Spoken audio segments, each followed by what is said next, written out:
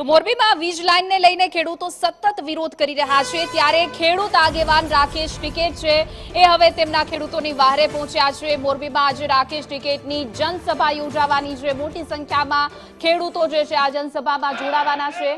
તો મોરબીમાં સતત વીજ લાઇનને લઈને ખેડૂતો વિરોધ કરી રહ્યા છે। વધુ વિગતો સાથે અમારા સંવાદદાતા જગદીશ જોડાઈ ગયા છે। જગદીશ, રાકેશ ટિકેત મોરબી પહોંચ્યા છે, ત્યારે શું છે અપડેટ?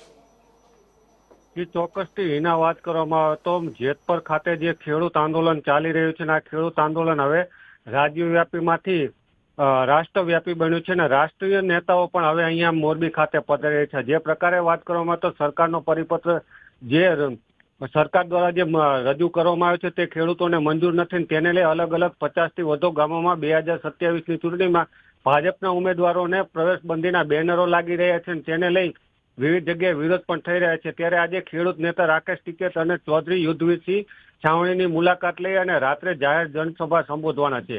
ખાનગી કંપનીની જે આ ટ્રાન્સમિશન લાઇન વિરુદ્ધમાં ચાલતા આંદોલનને મોરબી જિલ્લા સહિત આજુબાજુના જિલ્લા અને રાજ્યમાંથી પણ ખેડૂતો સમર્થન આપી રહ્યા છે અને આજે જેતપર ખાતે જે ગુજરાત સત્યાગ્રહ છાવણી છે ત્યાં રાકેશ ટિકેત અને યુદ્ધવીરસિંહ છાવણીની મુલાકાત લેશે અને રાત્રે જે રવાપર રોડ પર જે કેપિટલ માર્કેટ છે તેના ચોકમાં એક જાહેર સભાને સંબોધન કરી અને ખેડૂતોને સંબોધશે। જી હિના। જી જગદીશ, સમગ્ર માહિતી બદલ આપનો આભાર।